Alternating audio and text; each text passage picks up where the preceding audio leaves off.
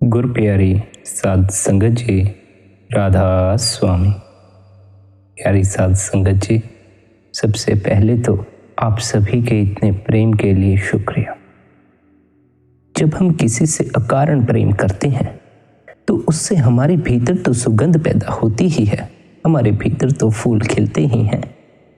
साथ ही हम जिससे प्रेम करते हैं उसके भीतर भी फूल खिलने शुरू हो जाते हैं, उसके भीतर भी सुगंध फैलनी शुरू होती है। पर ख्याल रखें, प्रेम अकारण किया हो तब, प्रेम में कोई कारण ना हो। यदि हम प्रेम के बीच कोई कारण ले आए तो ना तो प्रेम की खुशबू हमें उपलब्ध होती है, ना ही हम किसी दूसरे को वह खुशबू दे पाते हैं। और ज़्यादा संभावना तो इस बात की है कि जो हमारे अपने होते हैं, जो हमारे ज़्यादा करीब होते हैं, उनके और हमारे बीच प्रेम में कारण आ जाता है, कोई मतलब आ जाता है। पर हमें प्रेम की तो कोई सुगंध नहीं मिलती, पर मोह की दुर्गंध हमारी नासापुटों में महकती रहती है। हम जिनके साथ ज़्यादा समय बिताते हैं, जिनके करीब ज़्यादा समय बिताते हैं, उनके साथ अपनी उपेक्षाएं जोड़ लेते हैं। हम चाहते हैं कि वे हमारी बात सुने, हम चाहते हैं कि यदि हम उनसे प्रेम करते हैं तो वह भी हमसे प्रेम करें। हम चाहते हैं वे हमारा कहा माने। कई तरह की उपेक्षाएं, कई तरह के कारण प्रेम में फिर मौजूद हो जाते हैं। उस कारण से हमारे रिश्तों में प्रेम नहीं रह जाता, झगड़े शुरू हो जाते हैं, दूसरे को हम बुरा कह बैठते हैं। यदि रिश्ते में प्रेम हो तो झगड़े की बात ही नहीं उठती। यदि रिश्ते में प्रेम हो तो किसी को बुरा कहने की आवश्यकता नहीं पड़ती। फिर चाहे किसी भी रिश्ते में प्रेम हो, पति पत्नी का हो, माँ बेटे का हो, बाप बेटे का हो, मित्रों का हो, किसी का भी हो, प्रेम है तो झगड़े की बात नहीं उठती। बस प्रेम है, इतना भर ही काफी होता है। पर हम क्या कहते हैं? हम कहते हैं जिनमें ज्यादा प्रेम होता है उनमें ही झगड़ा होता है। पहली तो बात, जहां प्रेम हो वहां झगड़ा होता ही नहीं है। यदि प्रेम है तो झगड़े में कोई रस रह ही नहीं जाता है। भले ही तुम झगड़ा करना जानते हो, फिर भी अगर तुम्हें प्रेम है तो झगड़े की बात ही न उठेगी। भले ही तुम्हें क्रोध करना आता हो, पर यदि तुम्हें प्रेम है तो क्रोध की बात ही न उठेगी। हमारी भूल यह है कि हम मोह को प्रेम समझ बैठते हैं। मोह में मतलब होते हैं, मोह में कारण होते हैं।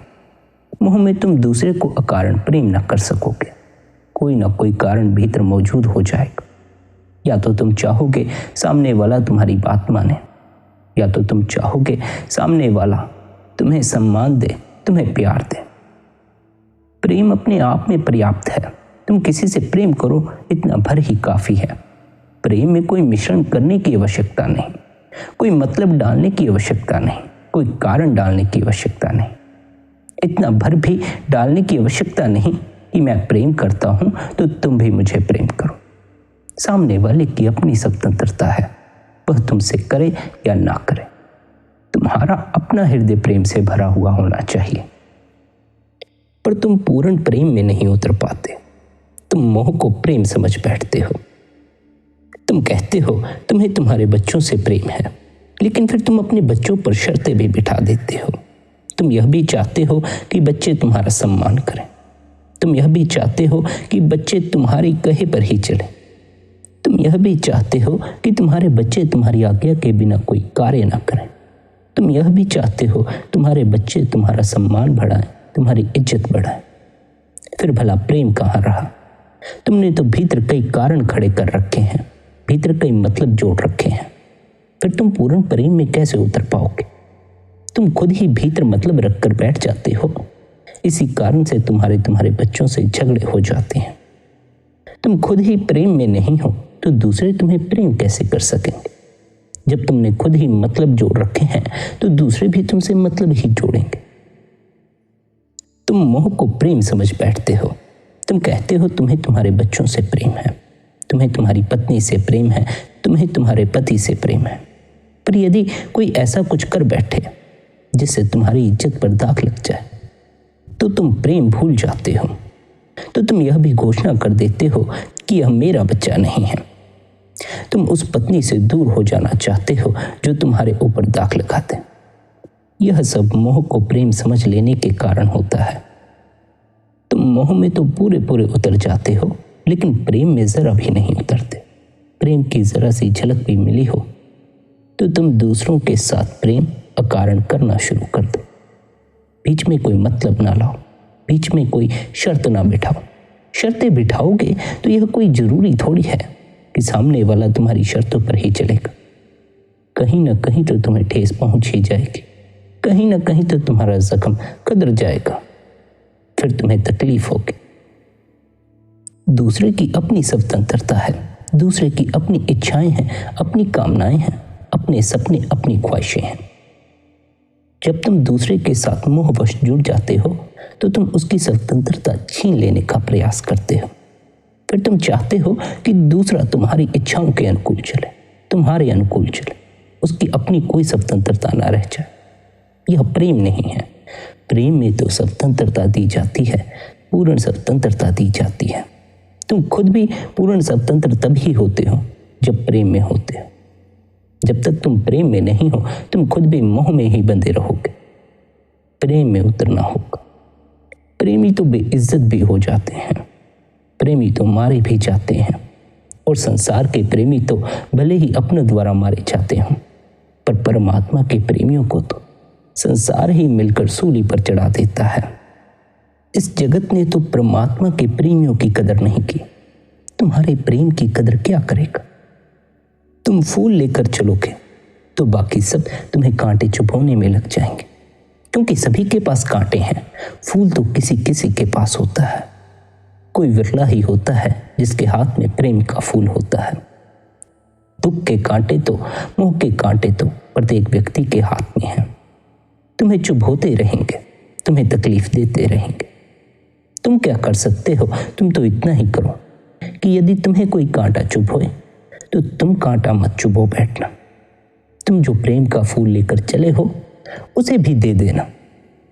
उसने तुम्हें कांटा चुभोया तो तुम भी कोई कांटा ढूंढने मत लग जाना उसे चुभोने के लिए। तुम्हारे हाथ में फूल है, तुम उसे फूल ही पकड़ा देना। हम सोचते हैं कि यदि किसी ने हमें कांटा चुभोया है तो हम भी उसे कांटा चुभो दें। यदि किसी ने हमें गाली दी है तो हम उसे कोई जवाब दे दें, वरना यह तो हमारे सिर पर चढ़ जाएगा। आज यदि हम कुछ न करेंगे तो कल ये हमें और तकलीफ देगा। पर यह ख्याल रखना, जब कोई तुम पर क्रोध करे और तुम उसे क्रोध से ही जवाब दो तो उस क्रोध में तुम खुद ही जलते हो। यह बात इसकी नहीं है कि दूसरा तुम्हें कष्ट देता है। जो तुम क्रोध द्वारा अपने अंतस को जला बैठते हो उससे तुम्हें असल पीड़ा होती है। तुम्हारे भीतर की दशा जैसी होती है तुम्हारी हालत भी वैसी ही हो जाती है। तुम यदि भीतर ही दुख से भरे हो तो बाहर का सुख तुम्हारे काम न पड़ सकेगा। तुम यदि भीतर ही क्रोध से भरे हो तो बाहर की शांति तुम्हारे काम न पड़ेगी। तुम यदि भीतर प्रेम से भरे हो तो बाहर का क्रोध तुम्हारे काम न पड़ेगा। तुम बाहर के क्रोध में तब तक ही उलझते हो जब तक तुम्हारे भीतर प्रेम नहीं है। जब तक तुम्हारे खुद के भीतर क्रोध है तब तक दूसरे का क्रोध तुम्हें पकड़ ही लेगा। तुम्हें यदि सुखी होना है, आनंदित होना है तो अपने अंतस की दशा बदलो। तुम यदि भीतर से शांत होगे तो बाहर की अशांति तुम्हारा कुछ ना बिगाड़ सकेगी। तुम यदि भीतर से सुखी होगे, भीतर से प्रेम से भरे होगे तो बाहर तुम्हें प्रेम मांगने की आवश्यकता ना पड़ेगी, बाहर तुम्हें सुख ढूंढने की आवश्यकता ना पड़ेगी। और यह ख्याल रखना, जब तक तुम्हारे अपने भीतर ही प्रेम ना होगा, जब तक तुम अपना प्रेम अपने साथ लेकर ना चलोगे, तब तक तुम औरों से ही प्रेम की मांग करोगे। संत हमें यह समझाते भी आए हैं कि मनुष्य प्रेम के बगैर जिंदा नहीं रह सकता। प्रेम की मनुष्य को बड़ी आवश्यकता है, पर वह प्रेम तुम्हारा अपने भीतर मौजूद प्रेम है, ना कि जो तुम दूसरों से मांगने में लग जाते हो। वह प्रेम नहीं है। जब तुम दूसरों से प्रेम मांगते हो तो इसका अर्थ तो यह हुआ कि तुम्हारे अपने पास नहीं है, पर तुम्हारे अपने भीतर ही प्रेम का भंडार छिपा पड़ा है। दूसरों से मांगोगे तो बीच में कारण भी मौजूद हो जाएंगे, बीच में शर्तें भी रखनी पड़ेंगी, क्योंकि दूसरा कोई तुम्हें प्रेम बिना शर्त के थोड़ी दे देगा। जिस प्रकार तुम चाहते हो कि दूसरा तुम्हारे अनुकूल चले, दूसरा भी ऐसा ही चाहता है। जब तुम प्रेम में मांग रख बैठते हो, शर्तें रख बैठते हो, तो वह प्रेम नहीं रह जाता। जब तुम रिश्ते में मांगे रख बैठते हो, शर्तें रख बैठते हो, कोई कारण मौजूद कर लेते हो, तो वह प्रेम नहीं रह जाता, वह मोह का बंधन हो जाता है। हमें मोह के बंधन से संतों ने आजाद होने का होका दिया है। संत हमें समझाते आए हैं कि मोह का यह विकार हमारे ऊपर बड़ा ही हावी हो जाता है। इससे हमें बचने का संतों ने बड़ा उपदेश दिया है। पर हम मोह को प्रेम समझ लेते हैं। जब हम मोह को प्रेम समझ लेते हैं तो समस्या यह खड़ी हो जाती है कि फिर हम मोह छोड़ नहीं पाते हैं। मोह को प्रेम मत समझ लो, और साथ ही यह भी ख्याल रखो कि प्रेम किसी दूसरे से उपलब्ध नहीं होता। तुम्हारी अपनी संपदा है, तुम्हारे भीतर मौजूद है, तुम्हें भीतर से उपलब्ध करनी होगी। अपनी भीतर प्रेम की खोज करो, उस प्रेम को आधार बनाकर जियो। बाहर के मोह को प्रेम समझकर मत जियो। भीतर के प्रेम से औरों से जुड़ोगे, औरों से रिश्ता बनाओगे, तो बीच में कोई शर्तें ना बिठा पाओगे, कोई कारण ना बिठा पाओगे, अकारण ही प्रेम करते रहोगे। बाहर के मोह को प्रेम समझकर रिश्ते बना बैठोगे तो फिर शर्तें बिठा बैठोगे। उन शर्तों से रिश्तों में कड़वाहट पड़नी शुरू होती है। प्रेम के लिए तो बड़ी कुर्बानी देनी पड़ती है, बड़ा कुछ सहन करना पड़ता है। प्रेम का तो अर्थ हुआ कि दूसरे ने तुम्हें गाली दी, पर तुमने उसे गाली न दी, तुम्हारा हृदय फिर भी उसके प्रति प्रेम से भरा रहा। दूसरे ने तुम्हें तकलीफ दी, पर फिर भी तुमने उसे तकलीफ न दी, तुम्हारा हृदय उसके प्रति प्रेम से भरा रहा। और ऐसा प्रेम हमें प्रत्येक व्यक्ति के भीतर देखने को नहीं मिलता है। ऐसा प्रेम तो हमें संतों के पास ही देखने को मिलता है। भीतर उतरे हुए संतों की शरण में जाकर ही हमें ऐसे प्रेम की झलक मिलती है। उनका प्रेम तो पूरे जगत के प्रति एक समान होता है। हमारा प्रेम तो अपने रिश्तेदारों के प्रति भी एक समान नहीं होता, किसी से कम होता है, किसी से ज्यादा होता है। लेकिन संतों का जो प्रेम है वह प्रत्येक व्यक्ति के प्रति एक समान होता है। वह पूरे जगत से प्रेम करते हैं। संत तो पापियों से भी प्रेम करते हैं, संत तो बुरे व्यक्तियों से भी प्रेम करते हैं। पर हम में इतनी साहस कहाँ है? पूरे जगत को प्रेम करने की बात छोड़ो, हम तो अपने रिश्तों में भी प्रेम नहीं निभा पाते हैं। उसका कारण मात्र यही है कि हम बाहर ही बाहर प्रेम खोजते हैं, जबकि वह हमारे भीतर मौजूद है। बाहर जो खड़ा है वह मोह है, भीतर जो मौजूद है वह प्रेम है। संत भीतर के प्रेम को आधार बनाकर जीते हैं। संत भीतर के प्रेम से जीते हैं। जो भी भीतर के प्रेम में डुबकी लगा लेता है उसका सारे जगत के प्रति प्रेम हो जाता है। जो बाहर ही प्रेम को खोजता रहता है उसके अपने भीतर भी प्रेम खो जाता है, उसके अपने भीतर भी सूखा पड़ जाता है। प्रेम मांगते मांगते ही उसका प्रेम का पात्र खाली हो जाता है। प्रेम भी बांटने से बढ़ता है, मांगने से थोड़ा बढ़ता है। प्रेम को बांटो तो तुम्हारे भीतर ही पात्र भरता है और उस पात्र का परिणाम तुम्हें आनंद के रूप में मिलता है। जब भी तुम प्रेम की घड़ियों में होते हो तुम आनंदित होते हो, पर जब तुम मोह में होते हो तो आनंद नहीं होता, तुम भीतर से ही सूखे हो जाते हो। यहाँ यह भी ख्याल रख लेना चाहिए कि प्रेम की एक झलक तो हमें बाहर से मिलती है, लेकिन प्रेम का जो पूरा भंडार है वह हमारे भीतर मौजूद है। और बाहर की जो झलक है, बाहर का जो माध्यम है, वह भी हमारे भीतर ही प्रेम को पैदा करता है। झलक तो फिर भी हमें प्रेम की भीतर ही मिलती है, लेकिन बाहर एक माध्यम बन जाता है। कोई पुरुष किसी स्त्री को देखता है या कोई स्त्री किसी पुरुष को देखती है, प्रेम कर बैठते हैं। ना कोई जान पहचान, ना बीच में कोई शर्त होती है, ना कोई कारण होता है, बस देखते हैं और प्यार हो जाता है। वही तो प्रेम है जो तुम्हें आनंद से भर देता है। वही तो प्रेम है जो तुम्हारे भीतर एक अलग ही उमंग पैदा कर देता है। अकारण प्रेम के कारण ही तुम्हारे भीतर आनंद पैदा हो सकता है। कारण बिठा लो तो भीतर कोई आनंद तुम्हें मालूम ना पड़ेगा। जब तुम्हें किसी को देखकर अचानक ही प्रेम हो जाए तब भी वह प्रेम उठता तो तुम्हारे भीतर ही है। तुम सोच यह लेते हो कि बाहर उस व्यक्ति के कारण हुआ, तुम्हारे भीतर उठे उस प्रेम के कारण ही तो तुम्हारे भीतर एक आनंद पैदा होता है। पर तुम सोचते हो उस व्यक्ति के कारण तुम्हें ऐसा अनुभव हुआ, फिर तुम उस व्यक्ति की ही दौड़ में पड़ जाते हो। तुम अपनी तरफ कभी नजर करके नहीं देखते कि यह जो उमंग उठी थी, यह जो आनंद उठा था, यह उठा तो तुम्हारे अपने भीतर ही था। यह जो प्रेम की झलक तुम्हें मिली, यह मिली तो तुम्हें अपने भीतर ही है। हृदय तो तुम्हारे अपने भीतर ही है, पर तुम अपनी तरफ, अपने भीतर की तरफ नजर नहीं कर पाते। तुम बाहर ही बाहर रह जाते हो। हम सारा जीवन बाहर ही बाहर बिता देते हैं। क्रोध भी हमारे भीतर पैदा होता है, हम दूसरों पर दोष डाल देते हैं। प्रेम भी हमारे भीतर ही पैदा होता है, पर हम दूसरे को प्रेम समझ बैठते हैं। हमारी दृष्टि ही दूसरे पर निर्भर हो गई है। हम इस कदर बाहर के जगत से जुड़ चुके हैं, हम इस कदर द्वैत में बढ़ चुके हैं कि हमें दूसरे के कारण ही सुख मालूम पड़ता है, दूसरे के कारण ही दुख मालूम पड़ता है, दूसरे के कारण ही प्रेम मालूम पड़ता है। जब हम अपनी नजर भीतर की तरफ करेंगे तो हम द्वैत से एक में उतर आएंगे।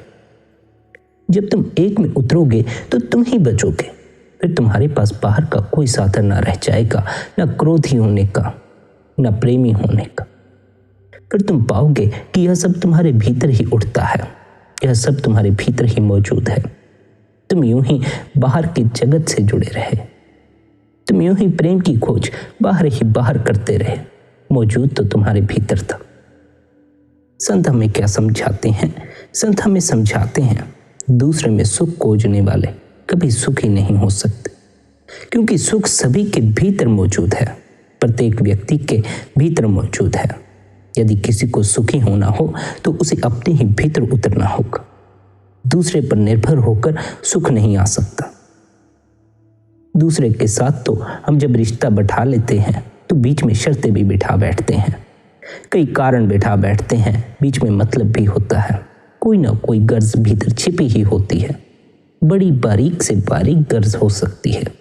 ऐसा भी हो सकता है कि हम कहें कि हम तो प्रेम में भीतर कोई शर्त नहीं रखते, पर यदि गहरे से देखा जाए तो कुछ ना कुछ भीतर मौजूद होता है।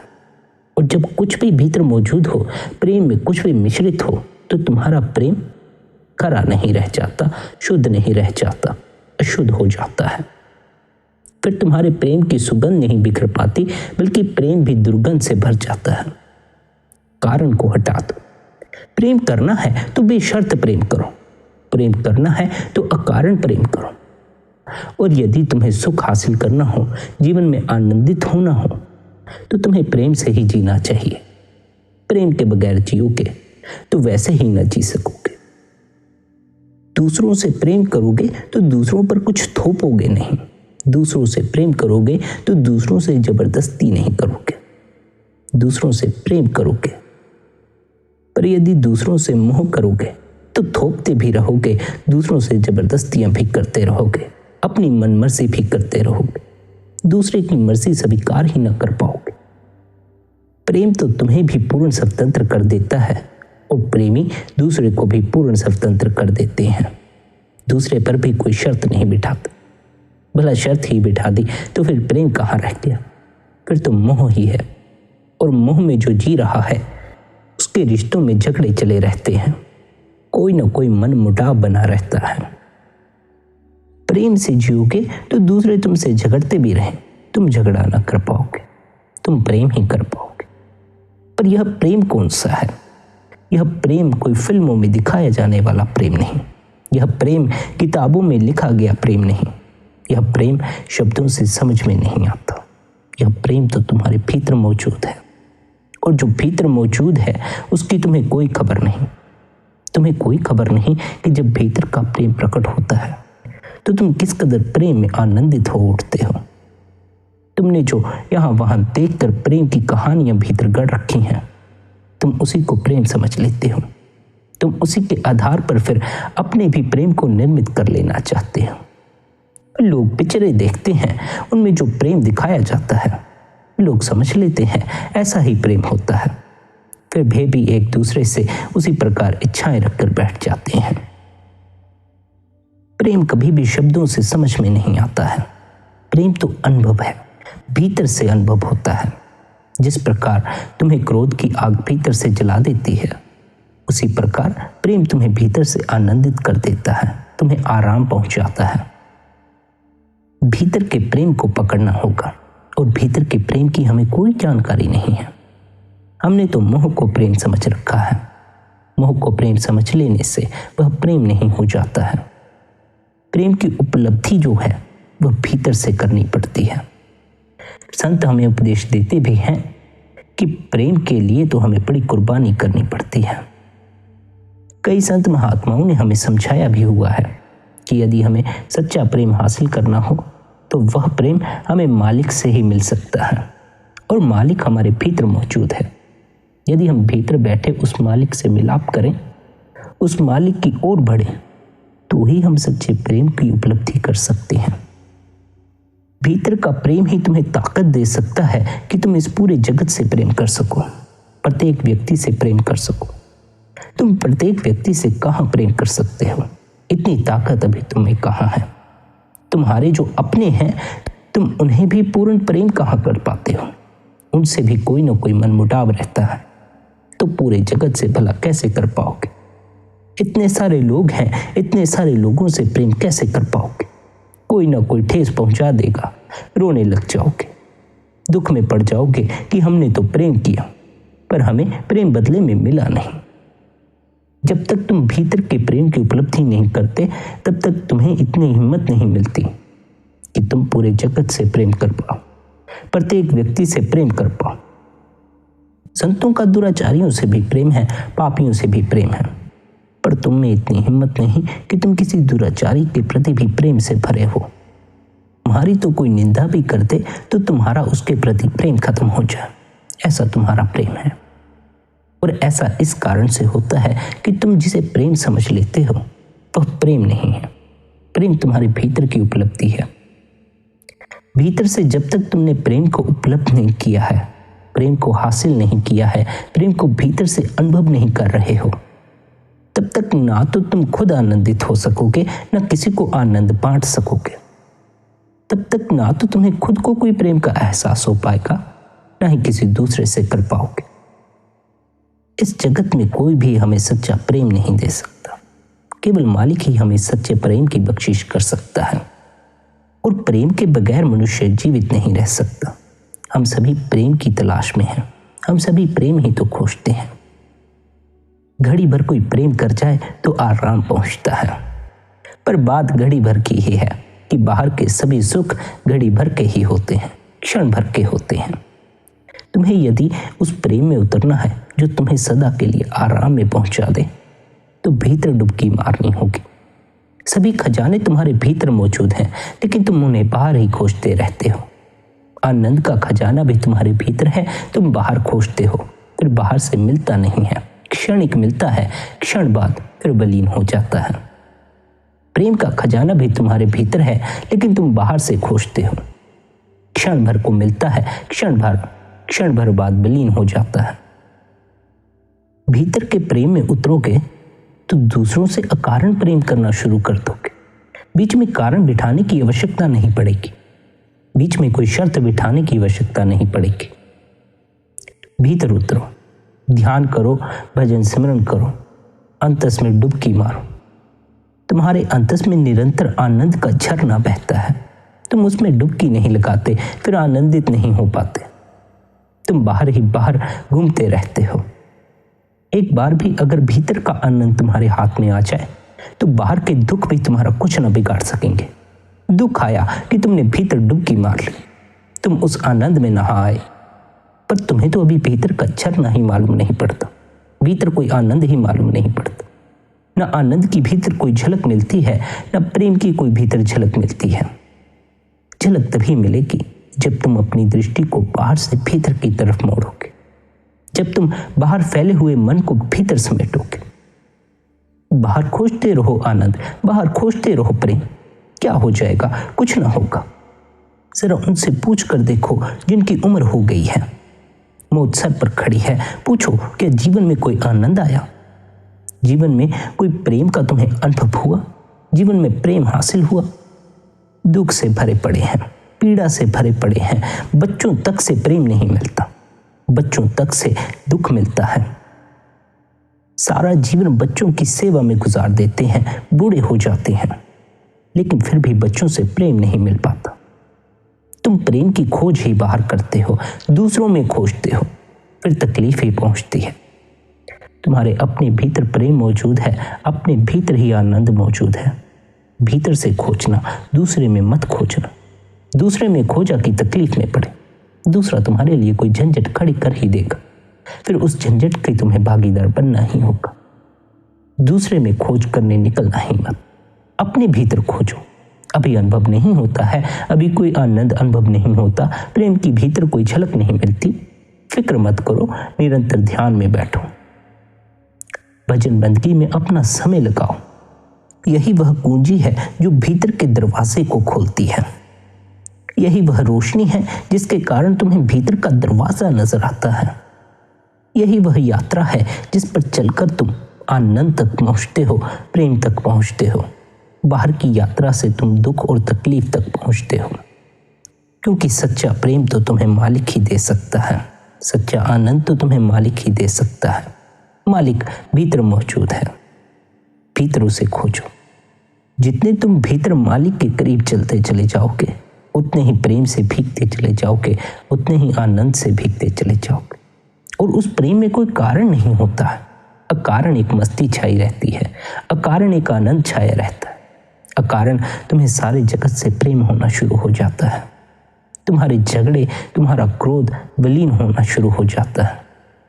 तुम इस कदर प्रेम में अपने ही भीतर डूब जाते हो कि फिर दूसरों से उलझने में तुम अपना समय बर्बाद ही नहीं करते। तुम अपने भीतर उस आनंद की चुस्की ही लेते रहते हो। प्रेम खोजना हो तो भीतर खोजना, अपने ही भीतर खोजना, अपने अंतस में खोजना।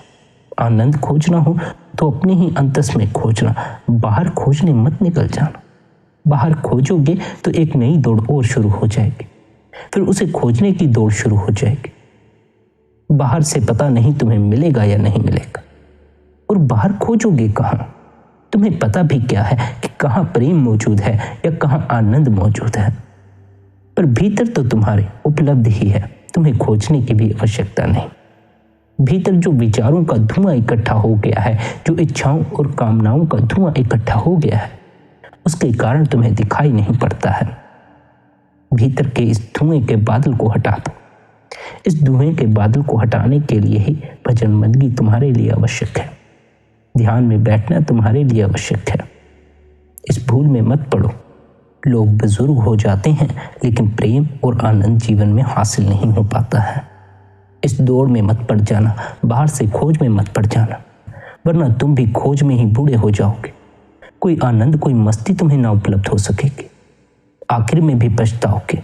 जीवन से विदा भी लोगे तो निराश होकर लोगे। जीवन से विदा लो तो प्रेम से भरकर विदा लो। जीवन से विदा लो तो ऐसे लो कि तुम्हारा इस जगत के प्रति किसी से कोई द्वेष ना रहा हो। जीवन से विदा लो तो इतने प्रेम से लो कि तुम इस पूरे जगत के प्रति इतने प्रेम से भरे रहो कि जाते समय संसार भी तुम्हारे लिए दुख ना रह जाए, बल्कि संसार भी तुम्हारे लिए मोक्ष का ही एक द्वार बन जाए। पर लोग तो मरते भी पीड़ा में हैं, संताप में हैं, दुख में हैं। उम्र तमाम हो जाती है, जीवन पूरा बीत जाता है, ना आनंद की उपलब्धि कर पाते हैं, ना प्रेम की उपलब्धि कर पाते हैं। भला असल मकसद हमारा जीवन में आने का क्या था? मालिक ने हमें यहाँ भेजा क्यों था? इसलिए तो भेजा था कि हम अपने भीतर के आनंद को खोज लें, भीतर के प्रेम को खोज लें, ताकि हमें इस संसार में भटकने की आवश्यकता ना पड़े, इस संसार में खोजने की आवश्यकता ना पड़े। इसी संसार में जब तक खोज रहे हो, इसी संसार में लौट लौट कर आओगे। अपने ही भीतर खोज लोगे तो इस संसार में आने की आवश्यकता ना पड़ेगी। जीवन में अशांति इकट्ठी करने में ही अपना सब मत गवा देना। जीवन को बाहर ही बाहर मत गवा देना, भीतर भी उतरो। यह अवसर हाथ से जाने मत देना। ऐसा ना हो कि तुम बुजुर्ग हो जाओ फिर भी पीड़ा से भरे रहो। बुजुर्ग हो जाओ तो आनंद से भरे हुए होने चाहिए। संत महात्माओं को देख लो, कैसे बुजुर्ग होकर भी इतनी मस्ती और इतनी आनंद में रहते हैं। तुम्हें क्या हो जाता है? तुम्हारा क्यों बुढ़ापा निराशा में बीतता है? संत भी तो बूढ़ा होता है, तुम भी तो बूढ़े होते हो। संत भी तो मरते हैं, तुम भी तो मरते हो। पर संत मौज में मरते हैं, उस मालिक की रजा में रहते हैं, उसके प्रेम में रहते हैं। तुम दुख में रहते हो, तकलीफ में रहते हो, सारा जीवन मालिक की रजा से विपरीत बिताते हो, उसका फिर भार उठाते हो। अगर तुम अपने भीतर प्रेम का दिया जला लो तो तुम्हारे मोह का अंधकार भी दूर हो जाए। फिर मोह के बंधन भी तुम्हें दुख ना पहुंचा सकेंगे, तकलीफ ना पहुंचा सकेंगे। तुम अपने ही भीतर प्रेम का दिया नहीं जलाते, तुम औरों की जोत से ही अंधकार में चलने का प्रयास करते रहते हो। अपना दिया जला लो अंधकार में, फिर दूसरे की आवश्यकता भी ना पड़ेगी, अकेले ही काफी हो जाओगे। अपना दिया लेकर निकलो। इन फिल्मों के प्रेम को, इन गीतों के प्रेम को सत्य मत मान बैठो। प्रेम तुम्हारे भीतर का अनुभव है, कोई शब्दों की कहानी नहीं है। प्रेम को तुम अनुभव करते हो और प्रत्येक व्यक्ति प्रेम को अनुभव नहीं कर पाता है। यह भी बड़ी समस्या की बात है। प्रत्येक व्यक्ति प्रेम के अनुभव में नहीं उतर पाता है। आधे से ज्यादा लोग तो प्रेम को शब्दों से ही जानते हैं और प्रेम को शब्दों से ही समझ में बिठा लेते हैं कि ऐसा प्रेम होता है। प्रेम बड़ी गहरी बात है। प्रेम जब होता है तुम्हारा अपना कोई बस नहीं रह जाता। तुम्हारा अहंकार तो प्रेम के सामने टिक ही नहीं पाता। तुम्हें कहाँ कोई सुध रह जाती है। प्रेम में न भूख लगती है न प्यास लगती है। हर पल प्रेमी का ही ख्याल बना रहता है। अगर तुम भीतर के प्रेम को जगा लो तो हर पल तुम्हें मालिक का ख्याल बना रहे, और जिसे मालिक का ख्याल बना रहने लगे उसे फिर संसार की याद नहीं आती, औरों की याद नहीं आती, लोगों की याद नहीं आती। वह फिर मालिक से ही अपनी लिव लगाए बैठता है। मालिक द्वारा बख्शे उस प्रेम को ही बांटता फिरता है। औरों से प्रेम की मांग नहीं करता बल्कि बांटता है। जितना तुम भीतर उतरते जाओगे उतने ही तुम प्रेम में डूबते जाओगे, उतना ही तुम बांट भी सकते हो, और बांटने से तुम्हारे भीतर प्रेम और दुगना होगा। इस पूरे जगत से प्रेम कर लेना इतनी आसान बात नहीं है। कहने मात्र से ही तुम पूरे जगत के प्रेम में नहीं उतर जाओगे। भीतर उतरकर मालिक के द्वारा बख्शे उस प्रेम में डुबकी लगाओगे, तभी पूरे जगत के प्रति प्रेम से भर पाओगे, तभी जीवन के प्रति भी प्रेम से भर पाओगे, तभी हर लम्हे के प्रति प्रेम से भर पाओगे। वरना सूखा सूखा ही जीवन मालूम पड़ेगा। फिर जीवन में कोई मस्ती मालूम ना पड़ेगी, कोई आनंद मालूम ना पड़ेगा। भीतर के प्रेम में डुबकी मारो, भीतर उतरो, निरंतर ध्यान में बैठो, निरंतर भजन सिमरन किया करो। अंतस की कोई खबर नहीं, फिक्र मत करो। निरंतर बैठोगे, धीरे धीरे अंतस की खबर भी लगनी शुरू हो जाएगी। अंतस की खबर लगनी शुरू हो जाएगी तो धीरे धीरे अंतस में मौजूद प्रेम की खबर भी लगनी शुरू हो जाएगी। अंतस में मौजूद आनंद की खबर भी लगनी शुरू हो जाएगी। पर अंतस में उतरने का प्रयास तो करो। तुम बैठते हो, तुम्हें अंतस की कोई झलक नहीं मिलती, अंतस का कोई अनुभव नहीं मिलता। विचारों में ही खोए रहते हो, इसलिए तुम्हें ध्यान में कोई रस नहीं आता। थोड़ा साहस करो, विचारों से अपने को मुक्त करो। विचारों में मत खो जाओ, अपने ध्यान को तीसरे तिल पर टिकाओ। फिर अवश्य ही तुम्हें अंतस की झलक मिल जाएगी। तुम्हें भीतर का ज्ञात हो जाएगा कि भीतर की बात असल में क्या है, कि भीतर असल में किसे कहते हैं। एक बार तुम्हें भीतर की झलक मिल जाए तो तुम्हें भीतर मौजूद उस प्रेम की झलक भी मिल जाएगी, आनंद की झलक भी मिल जाएगी। फिर उतरते जाओ और गहराई में, डूबते जाओ प्रेम के समंदर में, डूबते जाओ आनंद के सागर में। प्यारी संगत जी, आप चैनल पर मौजूद पुराने सत्संग भी सुन सकते हैं। उनके द्वारा भी आपको आपके आध्यात्मिक मार्ग पर काफ़ी सहायता मिल सकती है। हर रोज सत्संग सुनने के लिए आप शबद सत्संग चैनल सर्च भी कर सकते हैं और इसे सब्सक्राइब भी कर सकते हैं। और यदि आपको सत्संग अच्छा लगा हो तो आप शेयर भी कर सकते हैं। बाकी आपकी अपनी मौज है। अपना ख्याल रखें, निरंतर भजन बंदगी करें, अपने अंतस में उतरें, अंतस की पहचान करें। अंतस है क्या? भजन सिमरन द्वारा, ध्यान द्वारा आपको आपके अंतस की पहचान होती है। अंतस की पहचान कर लो, अंतस क्या है। तो अंतस में मौजूद सभी खजानों की पहचान भी कर लोगे। पर पहले जरा अंतस की पहचान कर लो। अंतस क्या है? भजन मंदी करो, ध्यान में बैठो, अपना ख्याल रखो। आप सभी के भीतर बैठे उस कुल मालिक को पढ़ना। राधा स्वामी जी।